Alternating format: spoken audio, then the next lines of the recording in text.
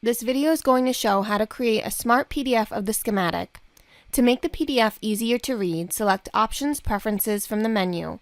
Change the schematic theme to light and click OK. The PDF will export the colors of the schematic canvas.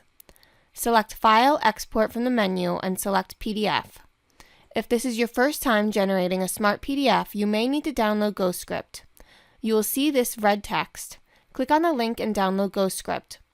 Once GoScript is installed, set the path to select the GSWin64C file as the converter path. The text will turn green when the correct path is set. Leave the defaults for the PDF generation and click OK. The PDF is generated. View part information by clicking on the part in the PDF. By clicking on a reference designator in the bookmark, the PDF will zoom to that part. The same can be done for pins and nets. Join us in the next video to discuss netlist generation.